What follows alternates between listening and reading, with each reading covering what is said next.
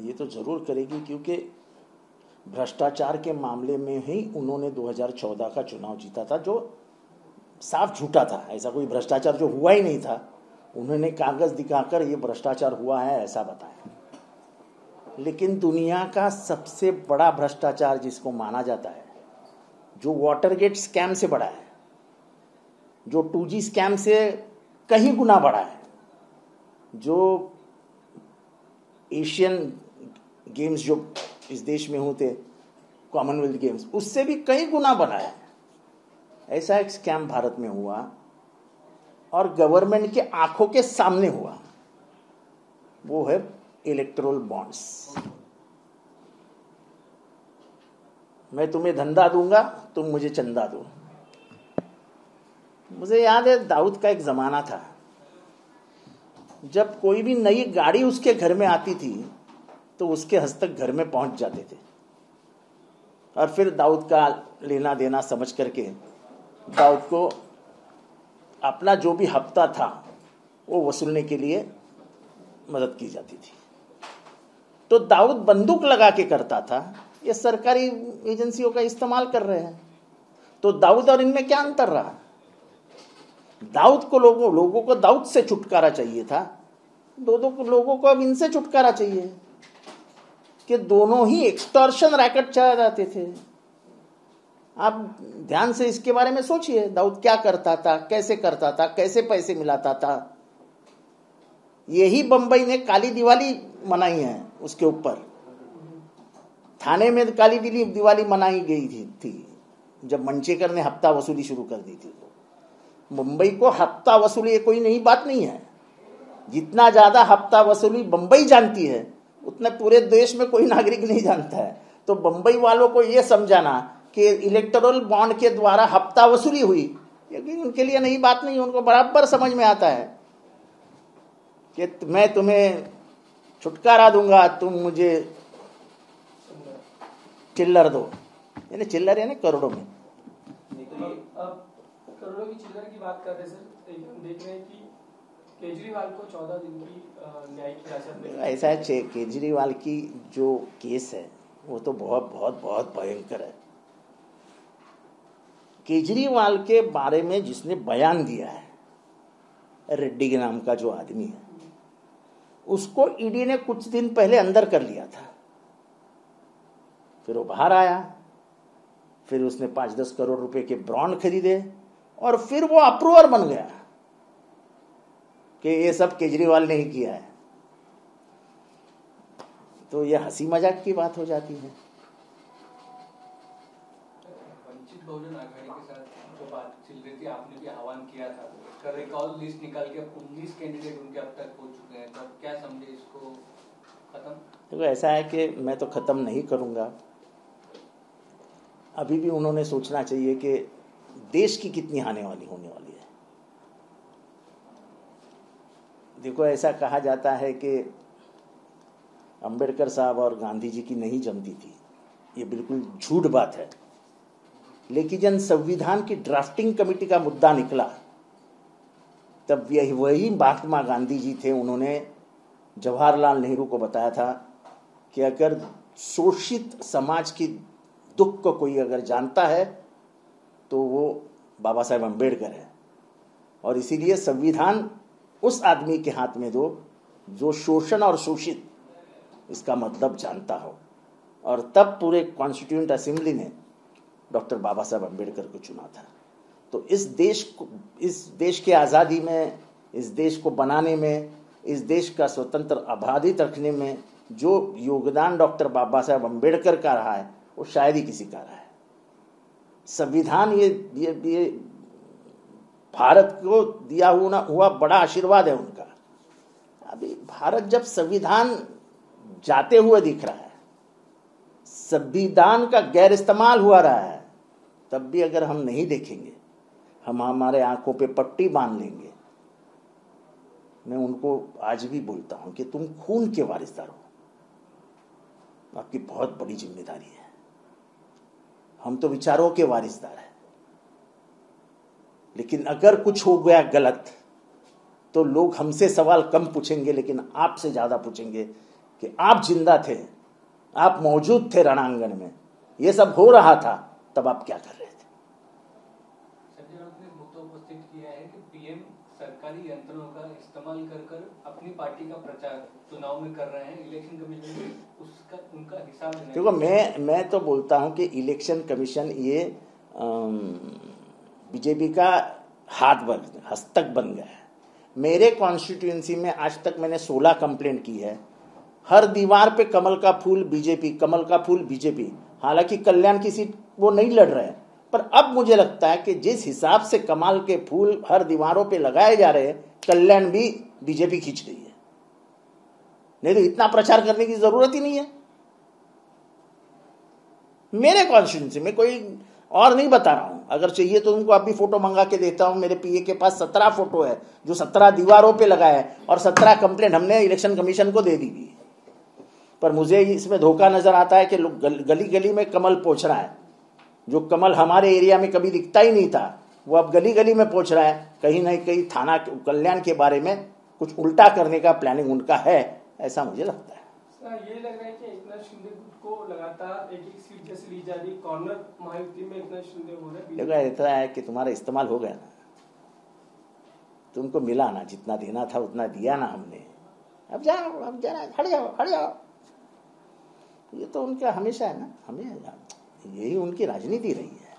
अगर जो पक्ष कल्याण सिंह को बाजू में कर देती है, उनके लिए एकनाथ शिंदे, उमा भारती को बाजू में कर देती है, उनके लिए एकनाथ शिंदे और अजीत पवार क्या है? तुम इतिहास देखो ना, 80 से लेके आज तक कैसे कैसे उन्होंने लोगों को बाजू में किया है। जिनका काम हो गया, तो कहा जाता ना, काम खत्म मोहब्बत खत्म, गांजा खत्म भजन खत्म। जब तक वो नशा है तब तक भजन होता रहेगा, जब नशा उतर गया बाजू में रख देंगे। यही अजीत पवार के साथ भी है। जिसका उन्होंने प्रवेश लिया है और जिनको जिनको उन्होंने आशीर्वाद दिया है कि तुमको कुछ नहीं होगा, उनको उनके पीछे चलना पड़ेगा। तुमको ना तो स्वाभिमान है, ना तुम्हारे में का गुरूर जिंदा है। तुम एक वो पाली प्राणी रहते ना, अपने प्राणी का नाम नहीं लेना चाहिए, तो उसके जैसे सिर्फ पीछे पीछे पीछे पीछे चलना है। तुम्हारा अस्तित्व ही खत्म कर दिया उन्होंने। दूसरा सवाल ये कि महाविकास आघाड़ी में खासकर आप सातारा की सीट आपके पास है, लेकिन और दूसरी भिवंडी, क्या आप कांग्रेस के साथ एक्सचेंज कर रहे हैं? देखो, ये बड़े लोगों की बड़ी बातें हैं। मैं काम करने वाला कार्यकर्ता हूँ। सीट किसको जाए किसको न जाए, हमको काम करना है। जयंत पाटिल पृथ्वीराज चौहान के घर में क्यों गए, उन्होंने क्या खाया, चाय पिया कि नहीं पिया? मैं नहीं था ना, मैं दिल्ली में केजरीवाल की बैठक में था, तो मैं कहाँ से बताऊँ? सवाल ये कि ये जो राजनीतिक समीकरण है कि देखो, समीकरण आते हैं तो एक कद्दावर नेता के रूप में पृथ्वीराज चौहान को लाया जा सकता है, क्या स्थिति है?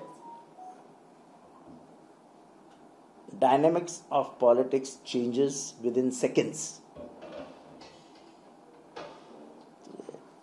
कुछ भी। दूसरा सर, महायुति में भी यही स्थिति देख रहे हैं कि कई सीटों को लेके उनमें अगर उस्मानाबाद हो या देखो, ऐसा है कि महायुति का जो गणित है वो साफ सुथरा गणित है कि बीजेपी ने जिनका इस्तेमाल किया है उनको यही खत्म करके बाजू में कर देना है। उनको उतना भी बड़ा नहीं बनाना है कि फिर से वो कभी चीफ मिनिस्टर बन जाए।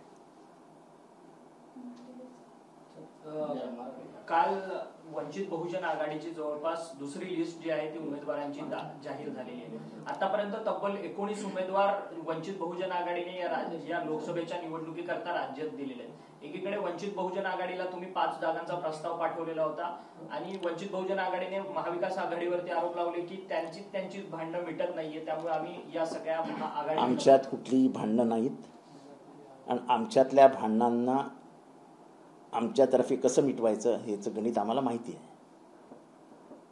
त्याच्यावरती काय औषध आहे ते पण आम्हाला माहिती आहे। त्यामुळे हे नको ते कारण आहे। प्रश्न एवढा आहे की त्यांचे आजोबा बाबासाहेब आंबेडकर आणि गांधीजींचे थोडे संबंध दुरावलेले असायचे असं इतिहासामध्ये नमूद केलं आहे. पण जेव्हा ड्राफ्टिंग कमिटीचा निर्णय घेण्यात आला आणि काँग्रेसमध्ये जेव्हा ही चर्चा झाली, तेव्हा महात्मा गांधींनी सांगितलं की ज्याला शोषण जास्त माहिती आहे, ज्याला शोषितांबद्दलची माहिती जास्त आहे आणि ज्यांनी स्वतः अनुभवलं आहे, ते भारतात एकमेव बुद्धिमान माणूस आहे, तो डॉक्टर बाबासाहेब आंबेडकर आहेत. तर ड्राफ्टिंग कमिटीचा अध्यक्ष त्यांना करा म्हणजे जागतिक दर्जाचं संविधान आपल्या भारतात तयार होईल. आणि ते सत्य झालं. तेव्हा ह्याच्यामध्ये इगो नसतो, ह्याच्यामध्ये राष्ट्रहित असतं. जर आपण राष्ट्रहित बाजूला ठेवून स्वतःचा इगोच मोठा करणार असू, तर उद्या बाबासाहेब आंबेडकरांचं संविधानाला काही बरं वाईट झालं तर देश पहिला प्रश्न तुम्हाला विचारेल, कारण का तुम्ही रक्ताचे वारसदार आहात, आम्ही विचारांचे वारसदार आहोत, आम्ही तुमच्या मागणं यायला तयार आहोत. विचारांच्या वारसदारांची म्हणजे जबाबदारी आहेच, पण रक्ताच्या वारसदारांची तर बाहेर येऊन लढण्याची जबाबदारी आहे. शिवाजी महाराजांच्या मृत्यूला कारणीभूत असणाऱ्या 5 जणांना हत्तीच्या पायाखाली देण्याचं काम संभाजी महाराजांनी केलं, कारण का ते रक्ताचे वारसदार होते. वाचा इतिहास.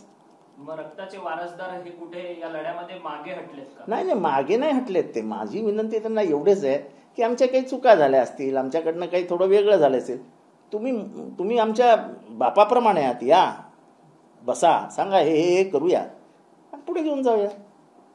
पण अजून देखील त्यांना महाविकास आघाडीमध्ये येण्याची विनंती आहे का तुमच्याकडे? नाही, माझी तर विनंती, जोपर्यंत फॉर्म मागे घेण्याचा दिवस येत नाही तोपर्यंत माझी विनंती असेल. जेव्हा आपल्याला आपली गरज काय, जेव्हा या देशामध्ये हळूहळू तानाशाही म्हणजे फॅसिझमकडे आपण वाटचाल करत आहोत, देशाचं संविधान धोक्यात आहे असं स्वतः आंबेडकर म्हणतायत, म्हणजे बाळासाहेब आंबेडकर, तेव्हा या सगळ्या परिस्थितीचा विचार केल्यानंतर तू मोठा का मी मोठा, मी मोठा का तू छोटा, हे करणं गैर आहे. हे देश हिताविरुद्ध आहे. आपण देश हितासाठी लढलं पाहिजे, कारण शेवटी आपल्या आयुष्यात जर असं काय झालं तर आपण आपलं स्वतःला माफ करू शकणार नाही. आवाडसाहेब, तुम्ही म्हणताय आंबेडकरांची तुम्हाला गरज आहे किंवा महाविकास आघाडीला गरज आहे, मात्र 2 नेत्यांमध्ये आंबेडकर आणि नाना पटोलेंमध्ये एकंदरीत जुळलेली पाहायला मिळत आहे. हे बघा, मी कोणाच्याही वैयक्तिक काय ते एकमेकांबद्दल बोलतायत त्याच्याबद्दल मला काही बोलायचं नाही. महाराष्ट्रासारख्या पुरोगामी राज्यामधनं, जिथे पुरोगमित्वाच्या विरोधात काम करणाऱ्यांना कधी स्थानच मिळालं नाही, अशा माणसांना मदत होईल अशी कोणीही भूमिका घेऊ नये, अशी माझं प्रामाणिक मत आहे. तेच मी म्हटलं की आंबेडकर यांच्याविरुद्ध काय बोलतायत आणि ते त्यांच्याविरुद्ध काय बोलतायत, हे मोठ्या राजकारणाला काय फार मोठी गोष्ट नाही आहे. तुमचा शत्रू कोण आहे? आज तुमचा शत्रू फॅसिझम आहे. फॅसिझमला हरवण्यासाठी या जगामध्ये एक असं कॉम्प्रोमाइज झालंय की ते तिघही एकमेकांचा चेहरा पण बघत नव्हते. रुझवेल्ट, स्टॅलिन आणि चर्चिल. पण जेव्हा त्यांना कळलं की आज आपण जर ह्याला थांबवला नाही हिटलरला, तर आपल्या तिघांचाही पडाव करून हा देशाचा सम्राट, जगाचा सम्राट होईल, तेव्हा तिघही एकत्र आले आणि पहिले त्याला बाजूला केला. हा विचार 1945 साली केलेला आहे.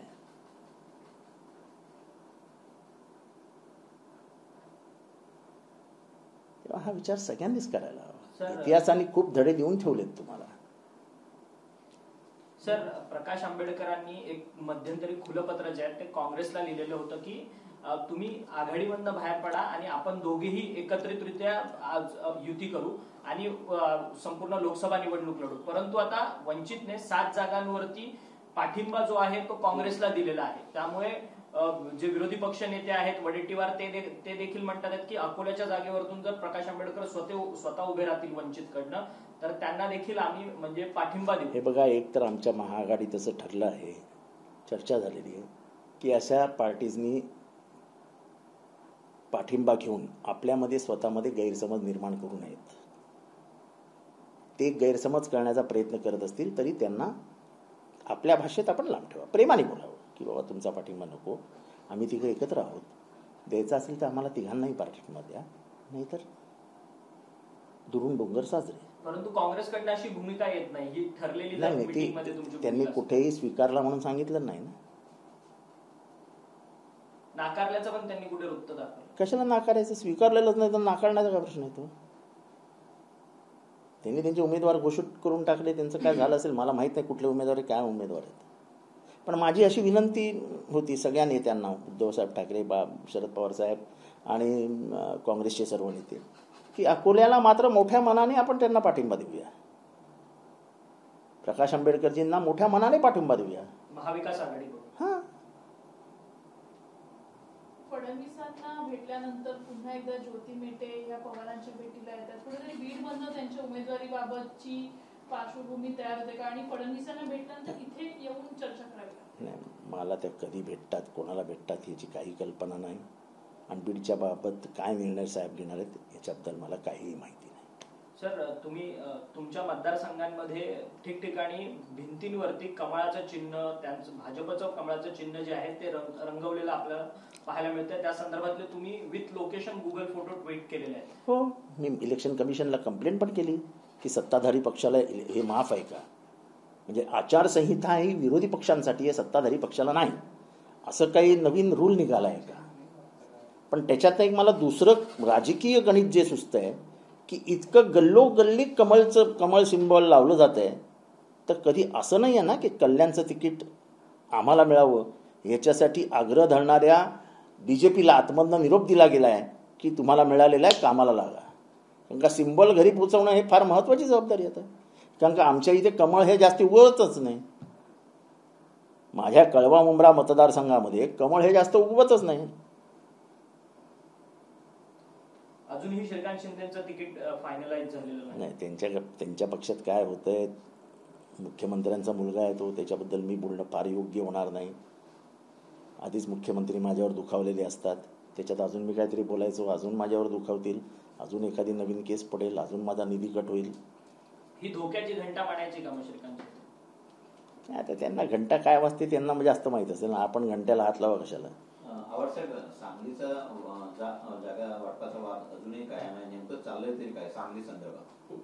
नाही, कसं आहे की सांगली हे काँग्रेस आणि शिवसेनेचा जे काय चालू असेल, मी कोण? मी थोडी दोघांचा प्रवक्ता आहे. मी आपल्या शांतपणाने तुमच्याशी बोलायला आलोय, त्याच्याबद्दल काय माहित नाही, त्याच्याबद्दल कशाला बोलावं ना. सर, इलेक्ट्रॉल बॉन्डच्या संदर्भात नवनवीन खुलासे जे आहेत ते बाहेर येताना आपल्याला पाहायला मिळतात. काल महारॅली झाली, ज्यात अरविंद केजरीवाल यांनी काँग्रेस विरोधातला सूर लावलेला होता मध्यंतरीच्या काळात.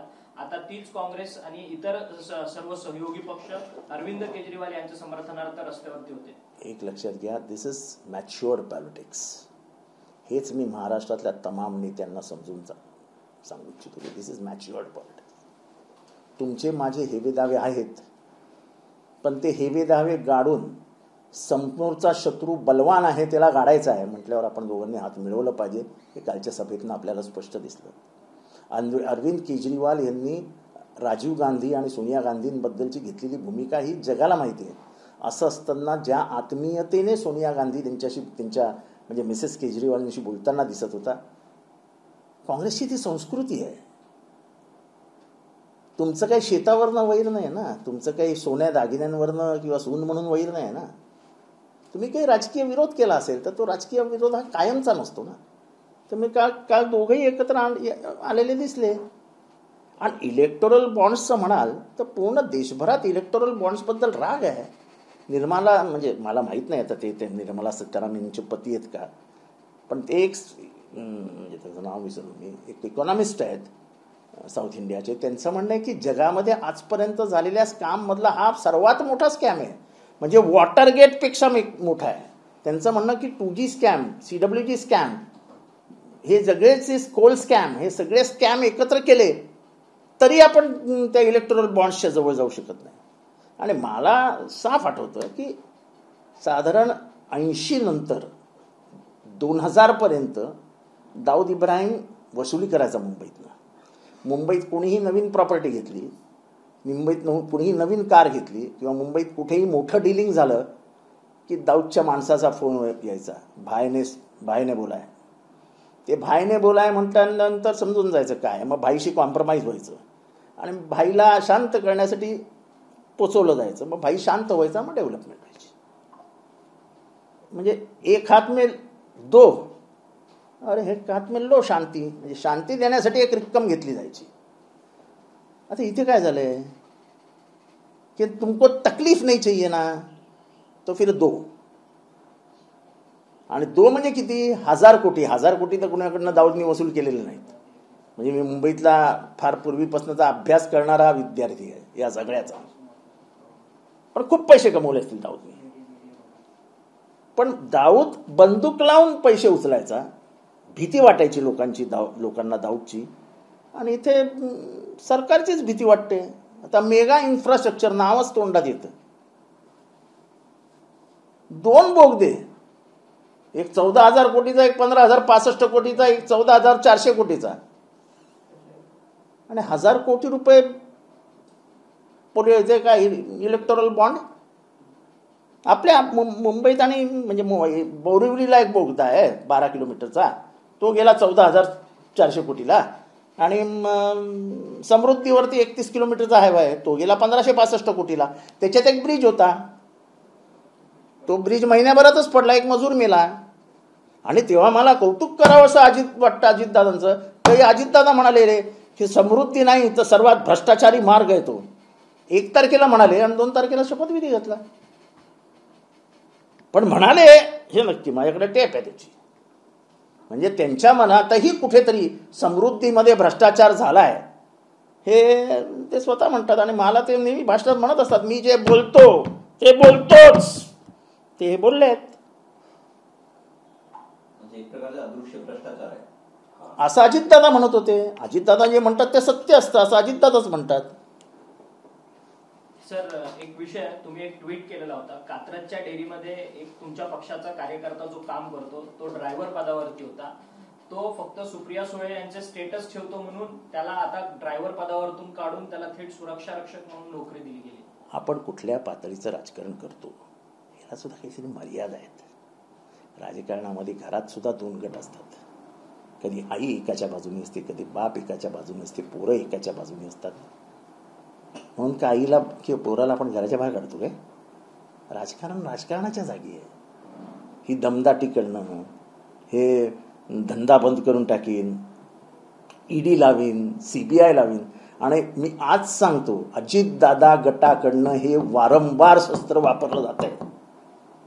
जिथे जिथे त्यांना वापरता येईल तिथे तिथे हे वापरलं जात आहे. ईडी, CBI, दादागिरी, पोलीस, अजितदादांचे वेगवेगळ्या लोकांना फोन, म्हणजे प्रवेशासाठी त्यांची यंत्रणा काम करत असते, लोकांवरती दबाव आणत असते. आणि हे मी स्वतः अनुभवलेलं आहे.